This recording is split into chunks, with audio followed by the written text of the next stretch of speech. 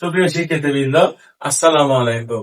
আমাদের ভিডিওস একাডেমির পক্ষ থেকে জানাই আন্তরিক শুভেচ্ছা ও অভিনন্দন।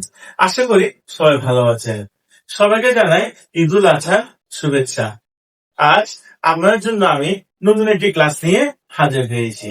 আজ আমাদের ক্লাসের বিষয়বস্তু হচ্ছে ক্রয় জাবেদা। আমরা অনেক সময় ক্রয় জাবেদা নিয়ে সন্দিহান থাকি। এই জাবেদা কিভাবে করব, এই জাবেদায় কোন কোন এন্ট্রিগুলো আসবে সেটি আসলে আমরা জানি না। কিন্তু ক্রয় জাবেদায় একদম সিম্পল একটা জিনিস, এটা সহজে পারা যায়। তাহলে দেরি না করে আমরা তাড়াতাড়ি ক্লাস চলে যাই। প্রথমত, ক্রয় জাবেদায় কোন কোন এন্ট্রিগুলো আসবে। ক্রয় জাবেদায় সবসময় বাকিতে ক্রয় এন্ট্রিগুলো আসবে। সবাই বুঝতে পারছেন? ক্রয় জাবেদায় বাকিতে ক্রয়গুলো আসবে। এখন ক্রয় জাবেদার এই যে ঘর, এটা একটু মুখস্থ করা লাগবে। কিন্তু এবার লাস্টের যে ঘর সেটা মুখস্থ না করলে চলে, কারণ ক্রয় জাবেদায় বাকিতে এন্ট্রিগুলো আসবে। তাহলে এখানে বাকিতে ক্রয় জাবেদাটা হবে ক্রয় হিসাব ডেবিট, প্রদেয় হিসাব ক্রেডিট। এখন স্যার, আপনারা অনেকে বলতে পারেন এখানে পাওনাদার হিসাব হওয়ার কথা ছিল। স্যার, পাওনাদার হিসাব আর প্রদেয় হিসাব দুটাই সেম জিনিস, একটা জিনিসের দুইটা নাম। তাহলে আমি পাওনাদার হিসাবে পরিবর্তে প্রদেয় হিসাবও লিখতে পারবেন, কোনো সমস্যা নাই। এবার আমরা প্রশ্ন চলে যাই। এখানে বলা হচ্ছে রহিম ট্রেডার্স 2025 সালের মার্চ মাসের হিসাব নিচে দেওয়া হলো। মাসুম ট্রেডার্স হতে 450 টাকা দরে 500টি পেন ক্রয়। মাসুম ট্রেডার্স হতে 450 টাকা দরে 500টি পেন ক্রয় আর 200 টাকা দরে 350টি শার্ট ক্রয়। 200 টাকা দরে 350টি শার্ট ক্রয়, দুটো গুণ করে বের করলাম। স্যার দেখেন, আপনাকে যদি ক্রয় জাবেদার সময় একটা অঙ্কে এরকম দুইটা এন্ট্রি দেওয়া থাকে, আপনাকে দুটো এন্ট্রির জন্য আলাদা আলাদা করে অঙ্ক করা লাগবে না। দুটো এন্ট্রি এভাবে একসাথে টাকার পরিমাণে বের করে যোগ করে বসাবেন।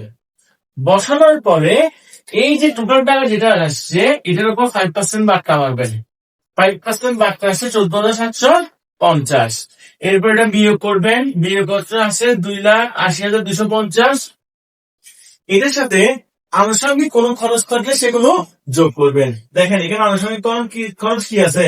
বহন খরচ 800 টাকা, পরিবহন খরচ যোগ করলাম, যেটা আসছে সেটা বসিয়ে দিলাম। আশা করি এইটা সবাই বুঝতে পেরেছেন।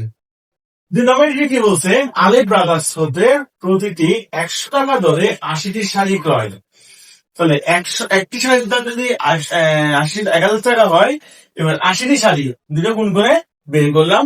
এবার বাট্টার 3% দেওয়া ছিল, এটার উপর 3% মারলাম, 3% মানে বাট্টার পরিমাণটা বের করলাম। এবার যে অন্যান্য খরচ কি আছে? কুলি খরচটা যোগ করে দিলাম। আশা করি বুঝতে পেরেছেন। এবার আপনারা অনেকে বাট্টা মারতে পারেন না, বাট্টা কিভাবে মারবেন? দেখেন, সবাই কাছে এই ধরনের ক্যালকুলেটর অবশ্যই আছে, সবাই ওই ক্যালকুলেটরটা নিবেন।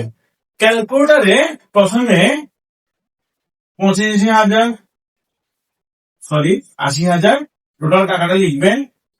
এরপর ইন্টু 3 দিবেন। পার্সেন্টে কিন্তু আসবে না, পার্সেন্ট কিভাবে করবেন? 3 দেওয়ার পর একটা শিফট বাটন আছে, শিফট শিফট বাটনটা ক্লিক করবেন আর ইকুয়াল বাটনটা ক্লিক করবেন। তাহলে আপনাদের ওই যে বাট্টার টাকাটা চলে আসবে। আশা করি সবাই বুঝতে পেরেছেন। সবার সাথে থাকবেন, ক্লাসে ভালো লাগে শেয়ার করবেন। ধন্যবাদ। আসসালামু আলাইকুম।